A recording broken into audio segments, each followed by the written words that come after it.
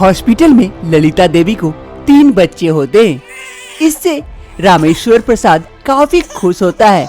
रामेश्वर प्रसाद एक बच्चे को अपनी गोदी में उठाता है और ललिता देवी के सामने लेके जाता है। अरे ललिता, ये देखो कितना प्यारा सा बच्चा हुआ है हमारा। ललिता देवी जैसे इस बच्चे को देखती है, अरे ची, ये कौन सा बच्चा लेके आ गए आप? किसका बच्चा? ये काली जैसी किसकी बच्ची है? इसे दूर कीजिए, मुझे तो अभी से घिन आ रही है।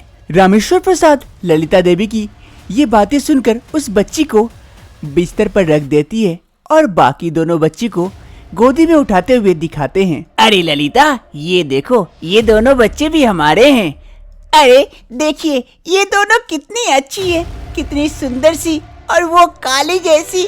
ललिता देवी को 3 बच्चे होते हैं, उसमें से एक काली तो 2 गोरी। ललिता देवी काली बच्ची को एकदम से पसंद नहीं करती है। 20 साल बाद समय बीतने के साथ साथ सभी के जीवन में काफी बदलाव आता है। जहाँ रेशमा और सोनी दोनों गोरी बहनें, उन दोनों को मेकअप का बड़ा ही शौक था, इसलिए आज वो दोनों एक दूसरे का बड़े ही ख्याल रखते हैं और एक दूसरे का मेकअप भी कर देते हैं। तभी उसी कमरे में काजल आती है घर में झाड़ू लगाने के लिए। ये वही काली बहन है काजल, जिसका शौक तो दूर की बात है, वो अपने हिसाब से कुछ कर भी नहीं सकती, इसलिए इस घर में एक नौकरानी बन के रह गई है। अरे सोनी, रेशमा, जरा हटो, मैं झाड़ू लगा दूं रूम को। अरे जब भी हम लोग इस रूम में कुछ भी करने के लिए आते हैं, ये कहीं न कहीं से पहुंच जाती है। जल्दी लगा झाड़ू और जल्दी जा यहाँ से। अरे हाँ सोनी, सही कह रही है। फिर काजल उस रूम की सफाई करने लगती है। तभी काजल की नजर उनके मेकअप किटों पर जाती है। काजल कहती है, अरे सोनी, रेशमा, ये सब क्या है? कहाँ लगाते हैं? ये सब मेकअप किट है, तू नहीं समझेगी। ये सब गोरी लोगों के लिए, तू जैसी काली के लिए नहीं है। जा अपना काम कर। काजल को उनकी बातों का बुरा लगता है, लेकिन बेचारी कर भी क्या सकती है। आज ललिता जी के घर शुभम अपने भाई समीर को लेके आए हुए थे, समीर की शादी की बात करने के लिए। अच्छा बेटा, ये लड़का क्या करता है काम?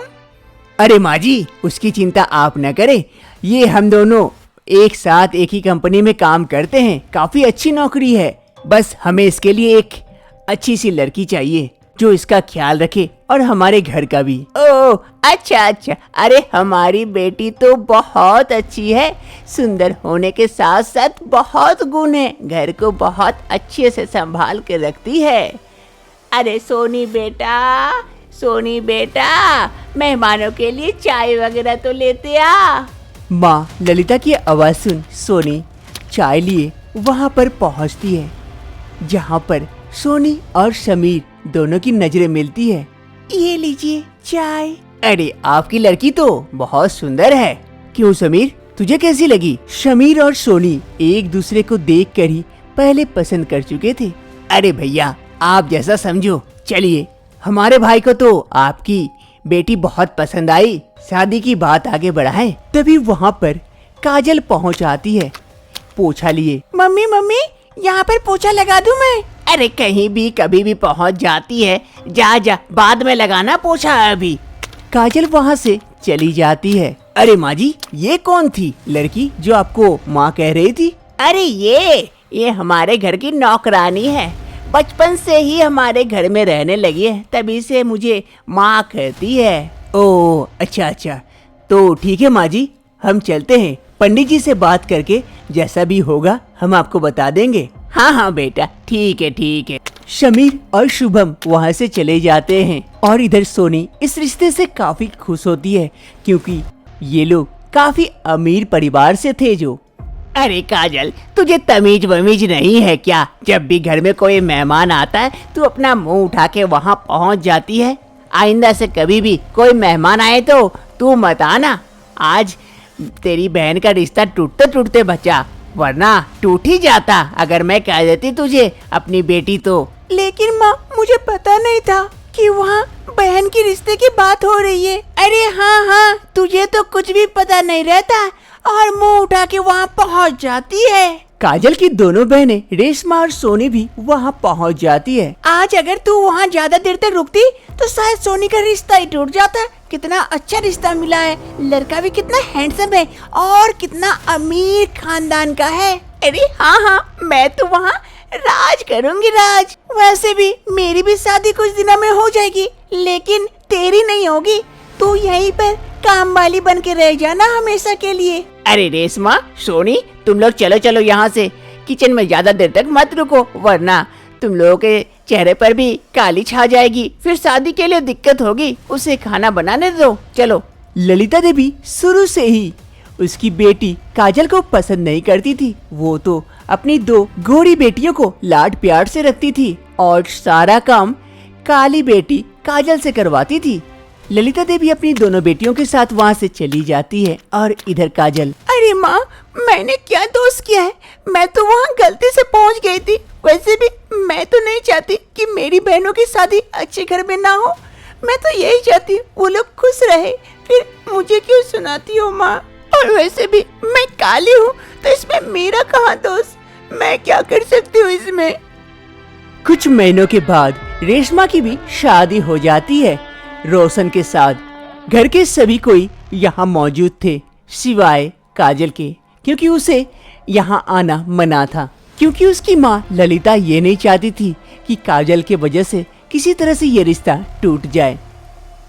उधर शादी हो रही थी, काजल इधर एक कमरे में बंद थी। अरे मैं क्या इतनी खराब हूँ, इतनी बुरी हूँ कि मेरी वजह से मेरी बहन का रिश्ता टूट जाएगा? इसलिए आज मैं इस कमरे में बंद हूँ।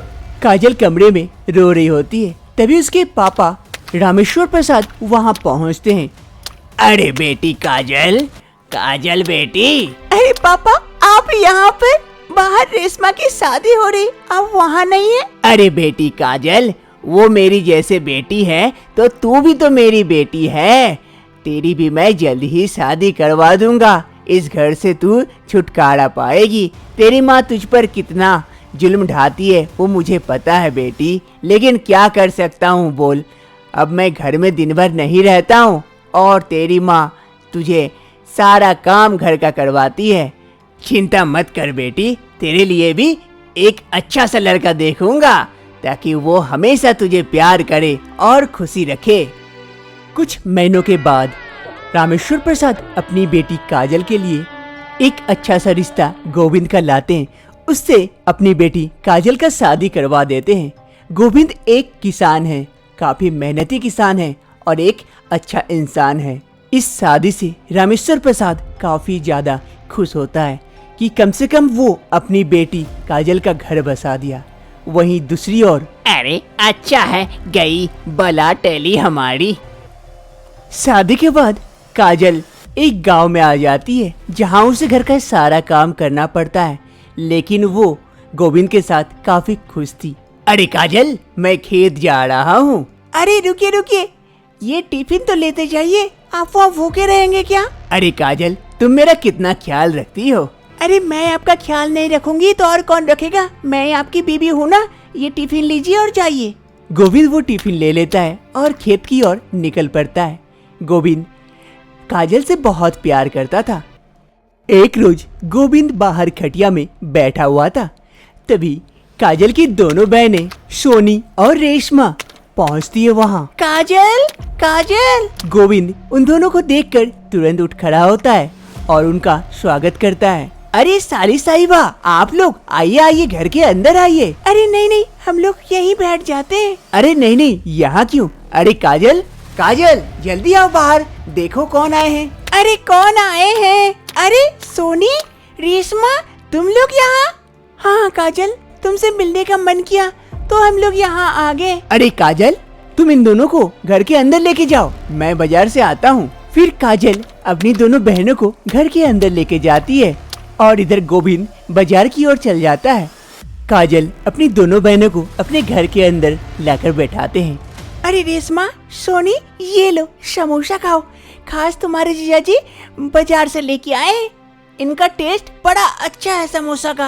अरे नहीं नहीं, इसकी क्या जरूरत है? अरे साली साहिबा, खा के देखिए, एक बार खाइएगा तो उंगली तक चाट जाइएगा, इतना टेस्टी समोसा है। फिर काजल समोसा का प्लेट सोनी और रेशमा को दे देती है। वो दोनों समोसा खाते हैं। अरे वाह, सच में बहुत बढ़िया टेस्ट है। एक काम करो, तुम लोग दोनों थोड़ा सा बैठो, मैं खाना चढ़ा के आती हूँ। अच्छा ठीक है। अरे काजल, तुम्हारी बहन आई है इतने दूर से, तुम उन लोगों के साथ बैठ के बातें करो, खाना मैं चढ़ा देता हूँ। उधर तुम्हें देखने की कोई आवश्यकता नहीं है, मैं हूँ ना, मैं सब संभाल लूंगा। गोविंद ये कहते हुए रसोई की ओर चला जाता है और काजल जाके उनके बगल में बैठ जाती है और बहनों के साथ खूब बातें करती है। कुछ समय बाद, अरे तुम लोग बैठो, मैं एक बार आती हूँ, नहीं तो कहीं खाना में नमक ज्यादा या कुछ और दे दिए तो हुआ, आज खाने का कल्याण हो जाएगा। फिर काजल वहाँ से चली जाती है। अरे सोनी देख, इन दोनों में कितना प्यार है, कितना प्यार से रहते हैं ये दोनों। हाँ सही कह रही है रेशमा। गोविंद और काजल दोनों रसोई में आकर खाना बना रहे होते हैं और एक दूसरे से झगड़ भी रहे थे। अरे काजल, तुम यहाँ क्यों आ गई? जाओ, तुम्हारी बहनें आई हैं, तुम उनसे बातें करो, मैं यहाँ बना लेता हूँ खाना। अरे नहीं नहीं, आप अकेले नहीं सकेंगे, अगर आपका हाथ जल गया तो? अरे कुछ नहीं होगा मेरा। गोविंद और काजल इधर खाना बनाने के साथ साथ एक दूसरे का ख्याल भी रख रहे थे। वहीं खिड़की के पीछे से सोनी और रेशमा ये सब देख रही होती है और खुद में अफसोस करती है। अरे सोनी देख, हमने क्या सोचा था और क्या निकला। ये दोनों कितने प्यार से रहते हैं और खुशी खुशी, भले ही इनके पास पैसा नहीं है ज्यादा, लेकिन एक दूसरे के साथ खुश रहते हैं। हाँ हाँ रेशमा सही कह रही है। और हमारे साथ जो बर्ताव होता है, हमारे पास इतना पैसा है लेकिन एक दिन भी हम चैन की सांस नहीं लेते। हाँ सोनी, इसीलिए किसी ने सच कहा है, पैसे से ज्यादा प्यार से रहना होता है। प्यार जिसके पास हो, पैसे की क्या जरूरत। देखो कितने खुशी से ये लोग हैं और हम लोग, हमारे पास पैसे हैं, सब कुछ है, लेकिन हम दोनों खुश नहीं है अपनी जिंदगी से। पैसे से ज्यादा प्यार अहमियत रखता है। भले ही पैसा कम हो लेकिन प्यार ज्यादा होना चाहिए तो जिंदगी खुशी खुशी कट जाती है, जैसे काजल और गोविंद की कट रही है। एक सुबह सूरज शादी करके कुसुम को अपने घर लेकर आता है। माँ, माँ, माँ। सूरज की आवाज सुन उसकी माँ जल्दी से गेट के पास आती है। आते ही उसकी माँ माला देवी के होश उड़ जाते हैं। अरे बेटा, ये कौन है? ये किस काली लड़की को साथ लेके आए हो और माला क्यों पहने हुए हो तुम लोग दोनों? अरे माँ, ये मेरी पत्नी है, मैं इसे शादी करके लेके आया हूँ। अरे ये क्या कर रहे हो बेटा? शादी करके लेके आए हो, कुछ भी कहा नहीं, अचानक से किसी भी लड़की को पकड़ के लेके आ गया और बोल रहे हो शादी करके लेके आए हैं। कोई मजाक कर रहे हो तो जाओ इसे घर छोड़ के आओ बेटा, ऐसा मजाक नहीं किया करते। अरे माँ, मैं कोई मजाक नहीं कर रहा हूँ, मैं सच में मंदिर में इससे शादी करके आया हूँ। मैं इससे काफी दिनों से प्यार करता था और आज हमने शादी कर ली। अरे बेटा, तेरा तो दिमाग खराब हो गया। इस लड़की ने ही कहीं जो तुझ पर जादू टोना की होगी, जिस कारण तुझे फंसाकर इस घर में घुसना चाहती थी। ए लड़की, चली जा यहाँ से। अरे माँ, कुछ भी कह रही हो, मैं इससे प्यार करता हूँ और ये मुझ पे कोई जादू टोना नहीं की है। अगर तुम आरती का थाली लेकर अगर आरती कर हमें घर घुसाना चाहती हो तो ठीक है, वरना मैं भाभी को बुलाता हूँ। तभी सूरज की भाभी मीनाक्षी वहाँ पर आरती की थाली लिए पहुँच जाती है। अरे देवर जी, बुलाने की कोई आवश्यकता नहीं है, मैं तो आरती की थाली रेडी करके लेके आई हूँ आप दोनों की आरती करने के लिए। भाभी, इस घर में सिर्फ आप ही मुझे समझती हो और कोई नहीं। फिर मीनाक्षी सूरज और कुसुम दोनों की आरती उतारती है। चाहिए देवर जी, अब देवरानी को घर के अंदर लेके जाइए। फिर सूरज अपनी बीबी कुसुम को घर के अंदर लेके जाता है और इधर, अरे मीनाक्षी बहू, तू तो बहुत ही प्यार जता रही है, क्या बात है, क्या हो गया तुझे? सूरज किसी को भी घर लेके आ जाएगा और हम लोग मान लेंगे, ऐसा नहीं हो सकता है बहू। अरे माँ जी, गुस्सा थूक दीजिए, ऐसे से काम नहीं चलेगा। अगर सामने कुछ कहेंगे तो आप सूरज की नजरों में बूढ़ा बन जाएंगे। मैं हूँ ना, मैं सब संभाल लूंगी, चिंता ना करें। कुछ ही दिनों में देवरानी घर छोड़ के भाग जाएगी। हाँ हाँ बहू, ऐसा ही कोई जादू चलाना कि वो घर छोड़ के भाग जाए। काली, ऐसा लगता है कि लाइट ऑफ होने के बाद तो वो दिखेगी ही नहीं। इतनी काली लड़की को कोई बहू बना के लेके आता है क्या? छी छी छी छी, ऊपर से कोई दहेज वगैरह कुछ भी नहीं लेके आई, खाली हाथ आ गई शादी करके। बड़ी आई है, रुक मैं दिखाती हूँ तुझे। दूसरी रोज सुबह माला देवी अपने कमरे में बैठी हुई थी। तभी वहाँ पर माला देवी की छोटी बहू कुसुम चाय लेकर पहुँचती है। माँ जी, आपके लिए चाय बना के लेके आई हूँ, ये लीजिए। अरे ये सुबह सुबह किसका मुंह देख ली, अब दिन कैसा जाएगा नहीं पता। लाओ चाय ही पी लेती हूँ, कैसी बनाई है वो भी नहीं पता। माला देवी अपनी बहू कुसुम से चाय ले लेती है और चाय का एक सिप लेते ही अरे जी जी जी जी, पूरा मुंह खराब कर दी। कैसा चाय बनाती है, चाय बनाने तक नहीं आया, शादी करके आ गई। छी छी छी छी, जा यहाँ से चली जा और मेरे लिए अच्छे से चाय बना के लेके आ। लेकिन माँ जी, मैं तो अच्छे से ही बना के लेके आई थी। एक तो गंदा चाय बनाती है, ऊपर से मुंह भी लगाती है। चल जा यहाँ से। कुसुम रोते रोते वहाँ से चली जाती है। बैरी आई है मेरे घर की बहू बनने, रुक मैं तुझे मजा चखाती हूँ।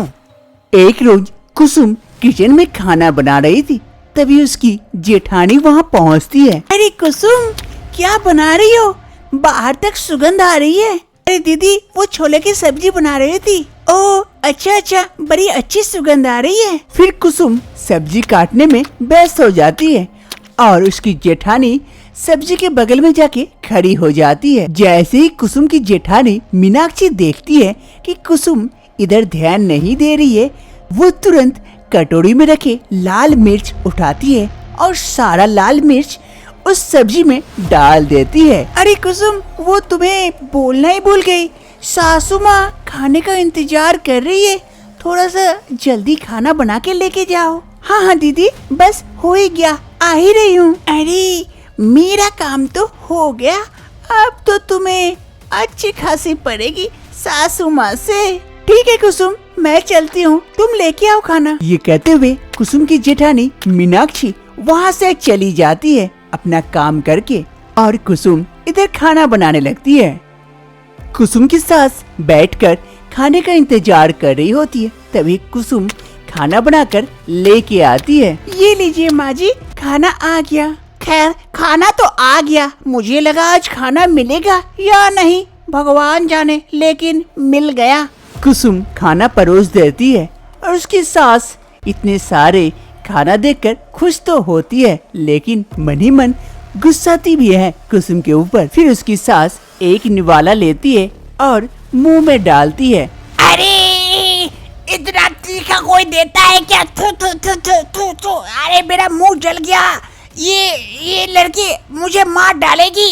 अरे माँ माँ, क्या हो गया?